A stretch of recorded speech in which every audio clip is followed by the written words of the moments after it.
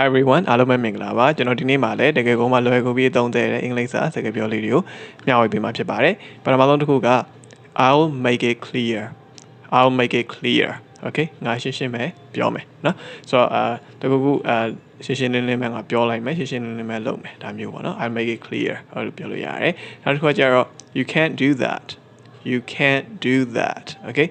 မင်းအဲ့လိုလုပ်လို့မရဘူးနော် you can't do that okay နောက်တစ်ခုကကျတော့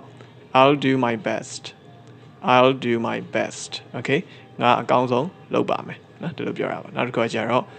give me a chance okay ငါ့ကိုအခွင့်အရေးပေးပါပေါ့နော်နောက်တစ်ခုကကျတော့ I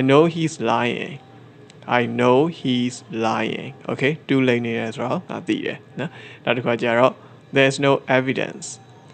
no evidence okay သက်သေမရှိဘူးနော်အဲ့တော့ဒီသက်သေကိုကျွန်တော်တို့ဘာလို့ပြောလို့ရလဲ evidence လို့ပြောလို့ရတယ်နော်နောက်တစ်ခါကျတော့ just turn a blind eye okay မတိတယ်လို့ပဲနေလိုက်ပါမတိချင်အောင်ဆောင်းလိုက်ပါဒါမျိုးပြောတာပေါ့နော်အဲ့တော့ဒီ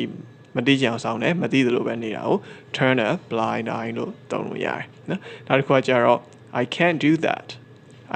do that okay ငါအဲ့လိုမလုပ်နိုင်ဘူးနော်ဟုတ်ကဲ့ပါဒီ Foundation for English ရဲ့သင်ခန်းစာလေးတွေကို Facebook မှာ YouTube မှာလေ့လာလို့ရပါတယ်လေ့လာပြီးတော့ကိုလည်းကျေးဇူးအများကြီးတင်ပါတယ်နောက်ထပ်သင်ခန်းစာဗီဒီယိုတွေမှာပြန်တွေ့ပါမယ် See you in the next video